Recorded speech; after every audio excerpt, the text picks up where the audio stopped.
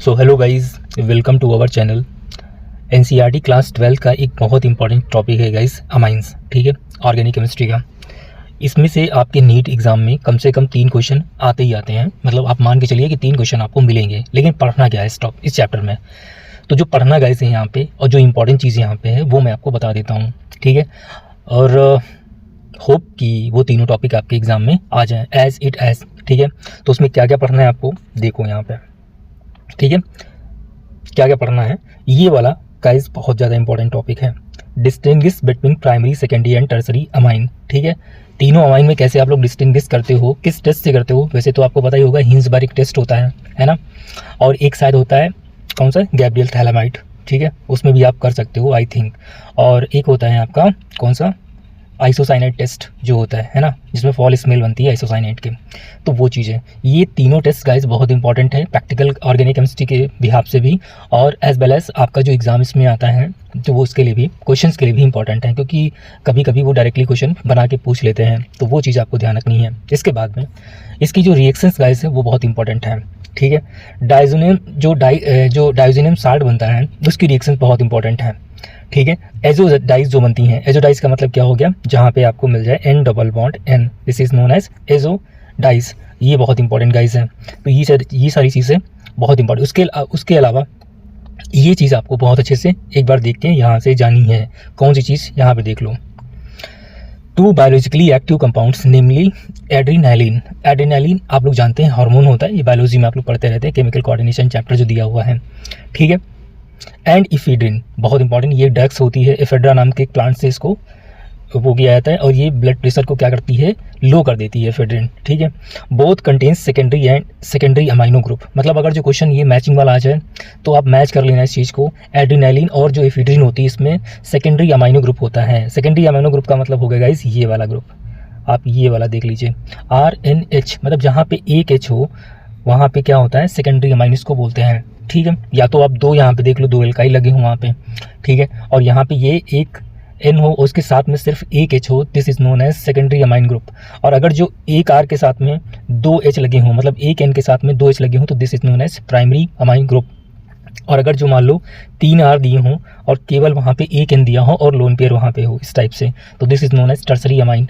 मतलब यहाँ पे कोई H आपको नहीं मिलेगा, ये टर्सरी अमाइन की प्रॉपर्टी होती है। इसके अलावा इसमें एक और बहुत इंपॉर्टेंट पॉइंट दिया हुआ है, उसको भी आप लोग पढ़ के जाइए। यहाँ पे लिखा है both contain are use to increase the blood pressure. अच्छा, ये ब्लड प्रेशर को बढ़ाता है, जैसे कि किसी का ब्लड प्रेशर लो हो तो उसको ब्लड प्रेशर ये बढ़ाता है। कौन कौन, एड्रीनैलिन और एफेड्रिन, दोनों नेम ही आपको याद करके रखने हैं कि दोनों जो होते हैं ये ब्लड प्रेशर को बढ़ाते हैं। इसके अलावा novocaine a synthetic amino compound is used as an anaesthetic in dentistry. जो डेंटिस्ट डॉक्टर होते हैं वो क्या करते हैं, नोवोसेन का यूज़ करते हैं। ठीक है, नोवोसेन का यूज़ करते हैं किसके तौर पे, आपके एनेस्थीसिया के तौर पे। जैसे दांत को निकाला तो नोवोसेन की एनेस्थीसिया दे देते वो लोग हैं। बेनाड्रिल आप लोग जानते हैं, बेनाड्रिल खांसी की कफ सिरप होती है। A well known as antihistaminic drug. Antihistaminic मतलब वही जो हिस्टामाइन को सप्रेस कर देती है, तो antihistaminic drugs. Also contain tertiary amino group. तो यहाँ पे कौन सा होता है, tertiary amino group. Quaternary ammonium salt are used as surfactant, ये काफ़ी इंपॉर्टेंट है। तो ये सारे इंपॉर्टेंट इसलिए हैं गाइस क्योंकि ये मैचिंग में आ सकते हैं, और सब अगर जो पता होगा तभी आपका आंसर इसका निकल पाएगा। अब क्वार्टनरी का मैं बता दूं तो RN और यहाँ पे N के ऊपर पॉजिटिव चार्ज आएगा, तो this is known as quaternary ammonium salt. ये काफ़ी इंपॉर्टेंट गाइस है। इसके अलावा अब हम लोग बात करते हैं, यहाँ पे हैं किसकी बात करते हैं हम लोग, यहाँ पे हैं डाइजोनियम साल्ट की। ये बहुत इंपॉर्टेंट है क्योंकि इसको आपको छोड़ के नहीं जाना है। अच्छा, इसके पहले थोड़ा सा यहाँ पे गाइस बात कर ली जाए, थोड़ा सा ये वाला एग्जांपल जो होते हैं एनसीईआरटी में दिए हैं, सुपर पॉइंट होते हैं, और होते क्या मतलब आते ही आते हैं। पहली बात तो मैं आपको एक चीज़ यहाँ पे बता देता हूँ कि जो एलिफैटिक अमाइंस होती हैं, एलिफैटिक अमाइंस, ठीक है, ये ज़्यादा बेसिक होती हैं एरोमेटिक अमाइन से। ये बात तो क्लियर होगी आप लोगों को, होप।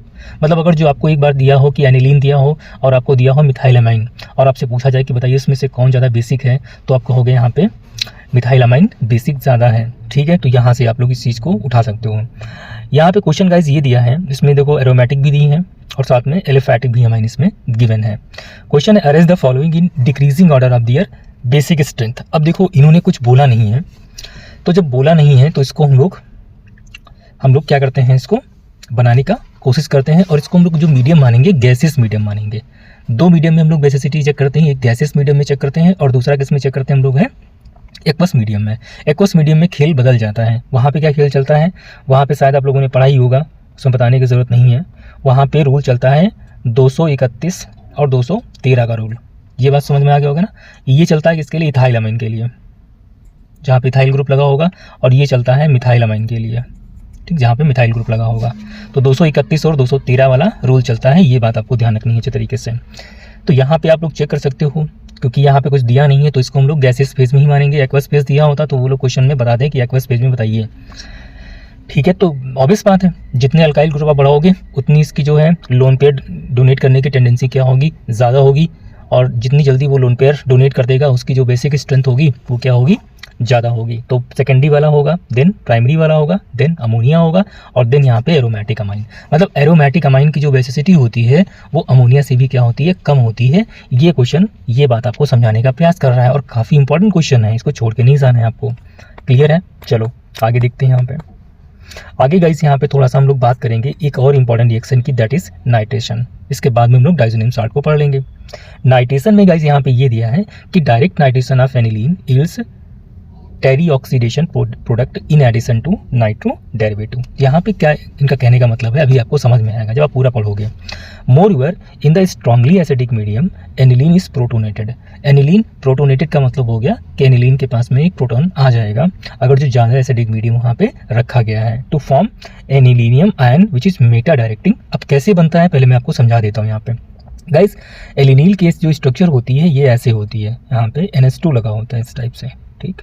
यहाँ पे दो लोन पेयर, मतलब एक लोन पेयर यहाँ पे, और स्ट्रांगली एसिडिक मीडियम का हो गया मतलब यहाँ पे H पॉजिटिव जाता है। तो ये क्या करता है, ये H पॉजिटिव अपने लोन पेयर को जो वैकेंट है यहाँ पे इसके जो ऑर्बिटल रह गए हैं तो उसको कंप्लीट करने के लिए लोन पेयर एक्सेप्ट करता है। और जब लोन पेयर एक्सेप्ट करेगा गाइस यहाँ पे, तो फिर ये हमारा जो स्ट्रक्चर बनेगा ये हमारा बनेगा इस टाइप से NH3 और यहाँ के ऊपर प्लस ग्रुप। इसको बोलते हैं एनिलीनियम आयन। देखो यहाँ पे लिखा है एनिलीनियम आयन, ठीक। अब जब ये एनिलीनियम आयन बन गया तो गाइज ये हो गया हमारा मेटा डायरेक्टिंग ग्रुप, समझ रहे हो। तो जब मेटा डायरेक्टिंग ग्रुप हो गया तो मतलब यहाँ पे क्या होगा, that is why beside the ortho and para derivative significant amount of meta directive is also formed. अब ऑब्वियस सी बात, जब ये मेटा डायरेक्टिव बन गया मतलब ये डीएक्टिवेटिंग ग्रुप लग गया। NH3 प्लस क्या होता है, डीएक्टिवेटिंग ग्रुप होता है। जब यहाँ पे ये बन गया तो इसका मतलब है कि आर्थो पैरा के अलावा ये मेटा वाला प्रोडक्ट भी सिग्निफिकेंट अमाउंट में बनाने लगता है। और आप देख भी सकते हो यहाँ पे हो पैरा वाला 51% बना है, मेटा वाला 47% बना हुआ है, और आर्थो वाला देखो 2% बना हुआ है। तो ये रिएक्शन आपको याद रखनी है, पहली बात। इसके अलावा गाइस यहाँ पे अब ये तरीका बता रहे हैं कि मेटा वाला ना बने, सिर्फ आर्थो और पैरा वाला बने। तो however by protecting the NH2 group by acetylation reaction with acidic anhydride, the nitration reaction can be controlled at para nitro derivative can be obtained as the major product। इनका कहने का मतलब ये है कि अगर जो हम इसका प्रोटेक्शन कर दें इस ग्रुप का, किसका, NH2 ग्रुप का, किससे, एसिडिक एनहाइड्राइड से, या इसका एसिटाइलेशन कर दें पहले, किससे, एसिडिक एनहाइड्राइड से, ठीक। तो ये एसिडेशन रीजन का क्वेश्चन बनेगा, बहुत ज़बरदस्त बनेगा, तो आप लोग इसको गर्व कर सकते हो। तो यहाँ पे क्या बोलते हैं कि अगर जिसको हम लोग प्रोटेक्ट कर दें with the help of acetylation reaction या एसिडिक एनहाइड्राइड ग्रुप से, तो हमारा जो प्रोडक्ट होता है वो आर्थो और पारा ही मिलेगा हमें, मेटा नहीं मिलेगा हमें, ठीक। कैसे किया इन्होंने, अब इस रिएक्शन को आप लोग देख सकते हो। यहाँ पे इस रिएक्शन में इन्होंने बोला है कि NH2 ग्रुप जो हमारा है ये in the presence of acetic anhydride, ठीक है। तो ये वाला बनता है हमारा NHCO है, NHCO CH3, ठीक। ये ग्रुप जुड़ गया। अब इसका हम लोग क्या कराते हैं, नाइट्रेशन करवाते हैं। अच्छा गाइस, जब ये वाला प्रोडक्ट बनता है तो ये प्रोडक्ट होता है हमारा, क्या उसको बोलते हैं, आर्थो और पारा डायरेक्टिव, ठीक। आर्थो और पारा डायरेक्टिव होता हमारा है ये। तो ईजिली हमारा यहाँ पे देखो ये बन गया, और इसके बाद में क्या बना, इसको हम लोगों ने रिकवर कर लिया, ठीक। इसको हम लोगों ने रिकवर कर लिया विद द एसिडिक या फिर बेसिक हाइड्रोलिसिस करके, ठीक। तो हमारा यहाँ पे ये पूरी रिएक्शन आपको याद रखनी है, जो पूरी रिएक्शन बहुत इंपॉर्टेंट अपने आप में है। तो यहाँ पे हमारा पारा नाइट्रो एनिलीन बन गया। अब गाइज यहाँ पे आपको करना ये है कि नाइट्रेशन के अलावा यहाँ पे एक और रिएक्शन दिया है, ब्रोमिनेशन। क्या, ब्रोमिनेशन बहुत इंपॉर्टेंट है। अगर जो Br2 H2O की प्रेजेंस में रिएक्शन करवाया जाए एनिलीन में तो फिर बनता है हमें major product 2,4,6 tribromo aniline. Clear है, ये काफ़ी इंपॉर्टेंट है। इसके अलावा गाइस यहाँ पे अगर जो हमें ये नहीं बनाना है तो हमें सेम वही प्रोसीजर करना पड़ेगा, क्या एसिटाइलेशन करवाना पड़ेगा, ठीक, किसके प्रेजेंस में, एसिटिक एनहाइड्राइड के प्रेजेंस में। बाद में वही सेम प्रोसीजर बेसिक या फिर एसिटिक हाइड्रोलिसिस करवा देते हैं रिएक्शन की, और हमारा मेजर प्रोडक्ट क्या मिल जाता है, पारा मिल जाता है। समझ में आएगा इस, this is the most important reaction of the किसकी, और ये नाइट्रोजन, तो ये वाला अपने आप में बहुत ज़्यादा यूनिक रिएक्शन है और यहाँ से ऐसा रिएक्शन के बनने के पूरे चांसेस हैं। अब ये क्वेश्चन आप लोग बना सकते हो अपने आप, this is very important question जो कि आपके इन टेक्स्ट क्वेश्चन यहाँ पे दिए हैं एनसीईआरटी में। यहाँ पे पहला क्वेश्चन है arrange the following in increasing order of their basic state. अब आप बना सकते हो आराम से। अब देखो गाइज, ये वाला और ये वाला तो दोनों किससे होंगे, कम, अमोनिया से कम होंगे, ठीक। अब इन्होंने कुछ बोला नहीं है तो फिर आपको ये जो मीडियम माना है, ये माना है गैसियस वाला मीडियम, हाँ गैसियस वाला माना है। एक्वस वाला जब तक बोले नहीं तब तक आपको नहीं मानना है एक्वस मीडियम, क्लियर है। तो आपको वही रोल चलाना है जो होता है, पहले टर्सरी होगा, देन सेकेंडरी होगा, देन प्राइमरी होगा, देन अमोनिया होगा। ये मिथाइल की बात कर रहे हैं, एलिफैटिक अमाइन की बात कर रहे हैं। एरोमेटिक अमाइन होगा तो गाइज वो सबसे पीछे हो जाएगा। अब इसमें आप चेक कर लो, यहाँ पे इसमें से और इसमें से कौन होगा, तो गाइज यहाँ पे चेक करो तो ये एनिलीन दिया है और यहाँ पे बेंजाइल अमाइन दिया है। तो बेंजाइल अमाइन और एनिलीन में कौन होगा, गाइस बेंजाइल अमीन होगा। क्यों, क्योंकि देखो यहाँ पे आपको एक CH2 ग्रुप मिल रहा है। मैंने बोला था जहाँ पे CH2 ग्रुप होगा मतलब एल्काइल ग्रुप होगा, जहाँ पे एलिफैटिक आपको थोड़ा सा मिल जाएगा तो आप ये समझ लीजिए कि वो ज़्यादा बेसिक हो जाएगा। तो मतलब ये वाला जो कंपाउंड होगा इससे तो ज़्यादा ही बेसिक होगा, भले ही सबसे कम होगा लेकिन इससे ज़्यादा बेसिक होगा। सबसे ज़्यादा कौन होगा, ये वाला, क्योंकि देखो यहाँ पे दो एल्काइल ग्रुप डोनेट करने के लिए मिल लगे हैं। फिर कौन होगा, ये वाला होगा, फिर कौन होगा, ये वाला होगा, फिर कौन होगा, ये वाला होगा, देन लास्ट में ये वाला आपका जाएगा। अब होप आप लोग ये क्वेश्चन बना सकते हो, कोई बहुत बड़ी बात नहीं है, कर सकते हो, यस आप कर सकते हो इस क्वेश्चन को। इसके अलावा अब देखो, ये देखो बेंजोइल क्लोराइड यहाँ पे लिखा है, right chemical reaction of aniline with benzoyl. Benzoyl chloride क्या होता है, ये हमारा होता है बेंजोइल क्लोराइड, ठीक, COCl बना सकते हो आराम से। एनिलीन की रिएक्शन बेंजोइल क्लोराइड के साथ में ऐसे, ये एनिलीन, साथ में आपका यहाँ पे बेंजोइल क्लोराइड, मतलब यहाँ पे CO और ये Cl। अब एक यहाँ से ये हटा दो, HCl के फॉर्म में निकाल दो, आराम से ये आपका कंपाउंड तैयार हो जाएगा। क्लियर है, कर सकते हो, यस। ये डायोजेनियम साल्ट गाइस है, और डायोजेनियम साल्ट की आपको रिएक्शंस सारी याद करनी है बहुत अच्छे तरीके से। जैसे कि यहाँ पे देखो दिया है गाटरमैन रिएक्शंस क्या होती हैं, ठीक। इसके अलावा सैंडमायर रिएक्शंस क्या होती हैं, ये लाइन भी आपको याद रखनी है। इसमें क्या दी है, the yield in Sandmeyer reaction is found to be better than Gattermann reaction. Gattermann से ज़्यादा किसमें होती है, सैंडमायर में, ठीक है। सैंडमायर जो यील्ड होती है वो ज़्यादा होती है रेदर देन गाटरमैन। इसके अलावा ये रिएक्शन बहुत ज़्यादा इंपॉर्टेंट है, यहाँ पे डायरेक्ट आपका मिल जाता है बेंजीन। क्या मिल जाता है, बेंजीन। और बेंजीन हमें दो केस में मिलता है, कौन कौन से, ये देखो, या तो हम लोग यहाँ पे फॉस्फेनिक एसिड या इसको H3PO2 बोलते हैं, इसकी रिएक्शन करवा देते हैं, या हम लोग इथाइल अल्कोहल की रिएक्शन करवा देते हैं, तो सीधे हमें क्या मिलता है, बेंजीन। अगर जो हमें बेंजीन डायोजेनियम साल्ट दिया है तो डायरेक्ट रिप्लेस करके, यहाँ पे ये बहुत बार नीट में क्वेश्चन पूछा गया गाइस है, तो इसको याद रखना है आपको। इसके अलावा ये वाली रिएक्शन भी कई बार पूछी गई, तो इसको भी आप लोग ध्यान रख लीजिए। ये देखो डाई फॉर्मेशन, इसीलिए मैं कह रहा था कि इसको थोड़ा सा आपको ध्यान रखना है। ये बेंजीन डाइजोनियम क्लोराइड यहाँ पे दिया है, पहले इन्होंने फेनॉल से रिएक्शन करवाई है और एनिलीन से करवाई है। तो जब फेनॉल से रिएक्शन करवाते गाइस हैं तो बनता है पायरा हाइड्रोक्सो एजो बेंजीन, नाम याद रखना है आपको। और ये होती है ऑरेंज कलर की। अब कैसे याद रखेंगे ऑरेंज कलर, तो ऑरेंज और येलो कलर दो डाई बनती हैं। तो यहाँ पे देखो फेनॉल में O आ रहा है, ठीक, और O में क्या आ रहा है, ऑरेंज आ रहा है। तो ऐसे याद कर सकते हो इसको कि फेनॉल लेंगे तो हमें क्या मिलेगा, ऑरेंज मिलेगा। देन यहाँ पे एनिलीन दिया है, एनिलीन अगर जो यहाँ पे दिया है तो ये मिलके क्या बना देता है, हमारा पारा अमाइनो एजो बेंजीन बना देता है। और यहाँ पे आप देख सकते हो ये येलो डाई बन गई, तो दो डाई यहाँ पे हमें मिल गई। अब आप लोग याद कीजिए, जहाँ पे डाई का फॉर्मेशन होता है वहाँ पे एजो बॉन्ड होता है, और एजो बॉन्ड आपने पढ़ रखा है कि ये जल्डाल मेथड में इसका डिस्टिंग्विश नहीं कर सकते। ध्यान दो अच्छे तरीके से, या तो ये बॉन्ड मिल जाए या फिर ये NO2 मिल जाए, तो ये हमारे जो बॉन्ड्स होते हैं इनको हम लोग यूज़ नहीं करते हैं।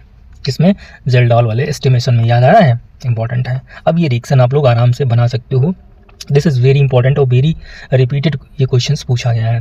How will you convert 4 nitrotoluene to 2 bromo benzoic acid. तो यहाँ पे 4 नाइट्रोटॉल्यूइन, तो 4 पे क्या लगा है नाइट्रो ग्रुप और टॉल्यूइन तो आपको दिया ही है। तो Br2 से रिएक्शन करवाई तो ये आर्थो वाला बन गया हमारा प्रोडक्ट। फिर SnHCl से करवाई तो हमारा ये रिड्यूस हो गया NH2 बन गया। अब हम लोग क्या करें, बेंजीन डाइजोलियम क्लोराइड बना लेते हैं। कैसे, ये वाला स्टेप आपको याद ही है। तो ये N2Cl बन गया। अब सीधे H3PO2 की रिएक्शन करवा दी, मतलब फॉस्फेनिक एसिड की, तो ये सीधे ये वाला ग्रुप रिमूव करके ये बन गया हमारा। अब KMnO4 से इसका ऑक्सीडेशन करवा दिया, तो हमें सिंपल सी बात है, आप लोग सभी लोग जानते हैं, this is a very important reaction, आप लोग कर कीजिए। और ये 2 क्वेश्चन आप लोग एक बार देख के जाइए और जरूर लगा लीजिए इसको। 3 मिथाइल एनिलीन इंटू 3 नाइट्रोटॉल्यूइन। तो मैं स्ट्रक्चर बना देता हूँ भाई। 3 मिथाइल एनिलीन कैसे बनेगा, ये वाला 3 मिथाइल, यहाँ पे ये मिथाइल ग्रुप, और ये बनाना क्या है 3 नाइट्रोटॉल्यूइन।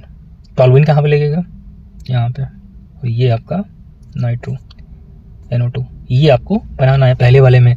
और एनिलीन इंटू 135 ट्राइब्रोमो बेंजीन, तो ये आसान है, Br2 वाटर के साथ में रिएक्शन करवा दो, है ना। एनिलीन इंटू ट्राइब्रोमो बेंजीन, तो एनिलीन को पहले आपको क्या बना लो, डाइजोनियम बना लो। डाइजोनियम बनाने के बाद में आप लोग क्या करो, उसका N2Cl वाला ग्रुप हटा दो। हटाओ कैसे, H3PO2 से हटाओ या फिर इथाइल अल्कोहल से हटा दो। बाद में आपको ट्राइब्रोमो बेंजीन बनाना है, तो Br2 वाटर के साथ में रिएक्शन करवा दो उसकी, ठीक हो जाएगा आपका ट्राइब्रोमो बेंजीन 135। क्लियर है। तो गाइज ये लेक्चर कैसा लगा आपको जरूर कमेंट में बताइए। भाई देखो यहाँ से ये क्वेश्चन डेफिनेटली पूछे जाते हैं, इसीलिए मैंने ये रिएक्शन आपको बताई हैं, बहुत ज़्यादा इंपॉर्टेंट रिएक्शंस हैं, डेफिनेटली आएगा।